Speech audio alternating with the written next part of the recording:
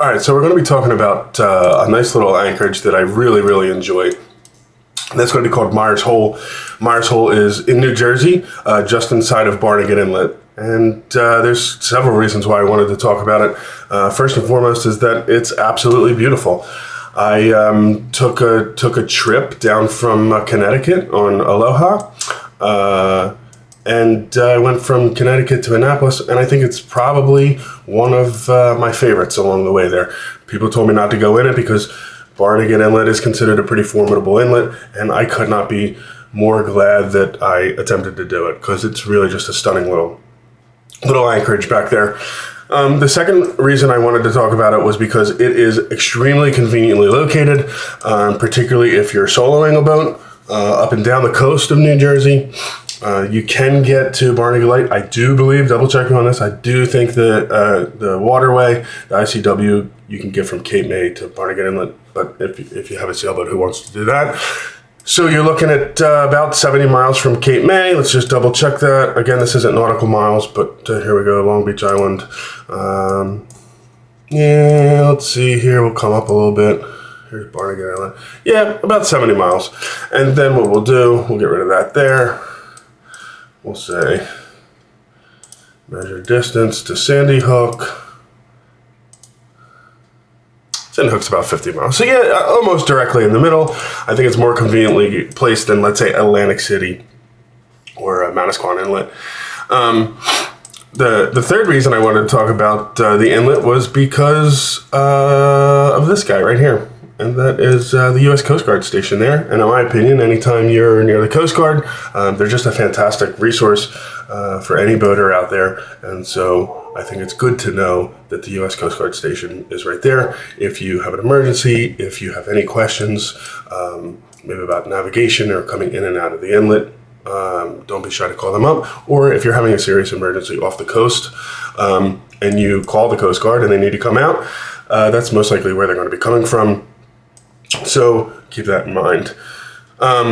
Thirdly is that it's well protected and from wind, maybe not so much from the north, but even though I still think it's probably pretty protected from the north, but also all the other sides. There is a dinghy dock. I guess dinghy beach for you to get right into town. I mean, it's right here, so it dumps you right off into town here. Well, I'll show you that more clearly a little bit later. There's good trails around here on this side near the lighthouse, and also this beach right here. Meyer's Hole is right here, so here's the beach that people pull up their kayaks on and walk up and down the beach. They seem to like that. In terms of navigation, we'll show you that here. What we do have is starting at green 1, red 2 are about a mile away from the beginning of the inlet, or let's say a mile away from the jetty, just under a nautical mile, let's put it that way. And it goes green 1, red 2, green 3, so on and so forth, up until green 7 and red 6. Now I bring up red 6 for a very particular reason, and that is because this jetty right here does not visibly extend all the way to 6, which means half of the jetty, the eastern half of the jetty is underwater at high tide, or maybe the majority of the time, let's say. And you can see that here in the picture. Here's the southern jetty, here's the northern jetty. This jetty continues all the way to red 6 here. So if you try to cut this here, if you try to cut red 6, you're going to be on rocks. And in fact, there's a picture, I can't find it, but there's a picture out there somewhere of a sport boat literally sitting on top of the rocks there. So not a good day, although we're not here to judge. But there's also shoaling, which is another reason why this inlet is considered pretty formidable, and that's on the southern end of the jetty there. I think the easiest way to get in is from the north. You can go in between the shoaling and red 6 and cut into the jetty. Once you get into the jetty, you want to stay north on the northern half of the jetty here, the inlet. Once you get into the inlet, stay on the northern end, and then there's a G11 is right here, around G11, and then head south-southwest. Holding tight to the shore here, past the Coast Guard station, past a couple marinas. all the way back, still holding tight to the coast, and then into Meyer's Inlet. Sorry, Meyer's Hole, rather. Meyer's Hole is right here. So let's take a look at that on active captain. Again, here's the inlet here. G11 would be around here. You're cutting around here. You're turning south-southwest. You're following the coast all the way back until you get to Meyer's Hole, which is right here. Now, in terms of Meyer's Hole, we'll just read you some things. It says this is a protected anchorage with good holding. We noted that as well. I'd say sand and mud, which I like, which is easy for me. There's not a lot of wind, most times not a lot of wind, and certainly not a lot of current. So, drop a Danforth and call it a day. Who doesn't like that? This anchorage is also known as Meyer's Hole. Noted that. Small private mooring field. This is like a recurring theme that I keep seeing. I don't think it's there anymore, actually. If somebody could double check me on that and put it in the comment section, that would be fantastic. I think I read online that it was there. They put it in, they took it out. Somebody put it in without authorization. Who knows? If you read it online, it must be true. So there's that. In terms of navigation, you're looking at a 3-foot difference with tide, and in between the tides. I think this has ample depth, 5 feet. I think you probably have a little bit more than 5 feet in there. I think my keel, I came in and out at low tide. My keel's 5, and I think I had about 2.5 feet under my keel. So you're looking at probably in between 7.5 and 10 foot. This is saying that there's room for 20 or 30 boats. I think that person is probably smoking a lot of drugs. 10 to 15 boats, I think, is probably pushing it. And my understanding is, in the summertime, on the weekends, so Friday, Saturday nights, this place can get pretty busy. That is one of the downsides to it. So there is that. I think, like I said, 10 to 15 boats is probably pushing it a little bit. But when I was there was about maybe 4 or 5 other boats with me, and we had ample room there. So real fast, we'll just go over some. Let's go back here. We'll go over some reviews. Skipper Eve, this is one of our favorite anchorages. Very scenic, right next to Barnegat Lighthouse. The sunrises are spectacular. I couldn't agree more with all of that. Good holding. Couldn't agree more with that. You will get some wake from passing fishing boats.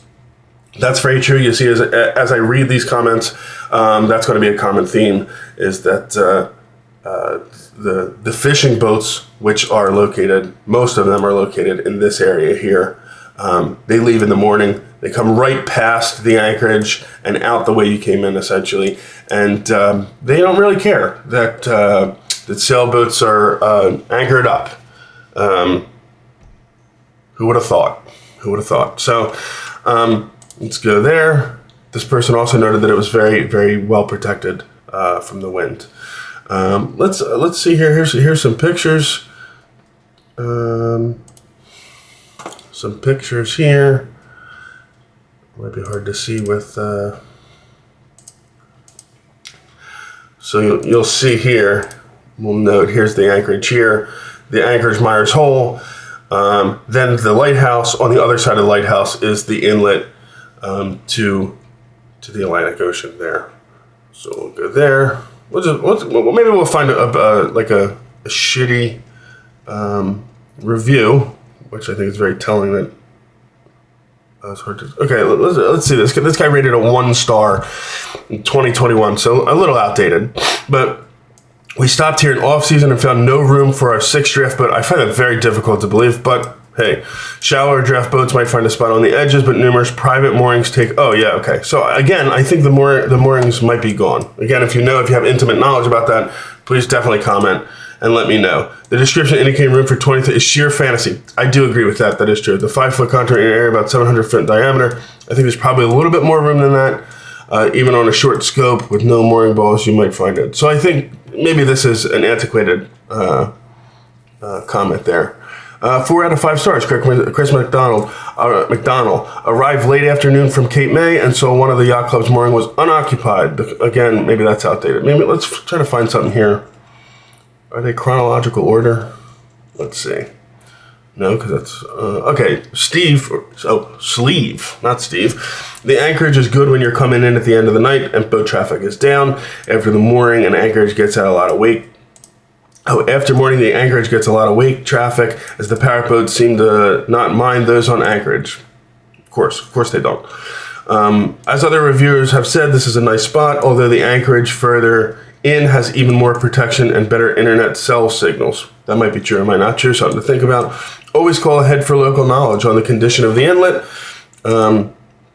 That you could definitely do. You could probably call one of the marinas, maybe a harbor master, or even the Coast Guard. Also check the inlet currents. They can be up to 4 knots, so that's good to know.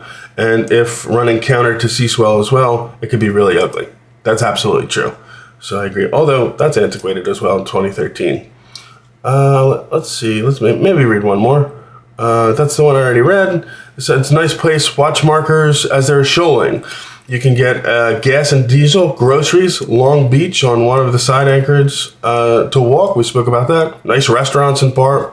I mean, you know, it's considered one of the nicest beach towns in New Jersey. There's a park at the inlet. You can climb the lighthouse. DQ in town.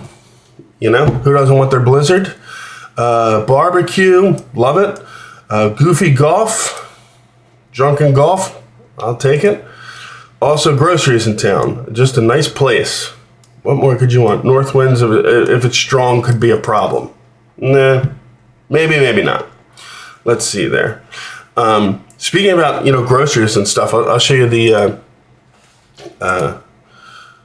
dinghy dock, quote unquote, is a little dinghy beach. So again, just in relation, here's the inlet, here's the anchorage, and what we have here is a boat ramp. Next to the boat ramp is a little beach where you can dock your dinghy and come into town. And you can see, like, you're dropped off right there. A bunch of bars. People have recommended this place here, Kugel's 4.4 Bar and Grill. Try that out. Give that a go. There's definitely fuel around. I believe, double checking on this, Lighthouse Marina does definitely have some fuel. It seemed to be that I was reading there are some other places that have some fuel as well. I'm not sure if this place has fuel. Van's Boat and Tackle Shop. Let's take a look here. Oh, it does have fuel. Okay, fuels. Propane. Oh, so not fuel. Propane though. That's good to know. Tank swap outs. You know, if you need propane, if you're running low on your LPG system, there you go. There you go. Slips, baits. All right, something to think about right there. Let's take a look here. We talked about the tide. We talked about other things. We talked about getting in and out. Fantastic. All right, so there's my review, if you would. I don't know if it was a review, maybe a little fun description of Meyer's Hole. Highly recommended. Hope to see you out there. And fair winds and following seas, my friends.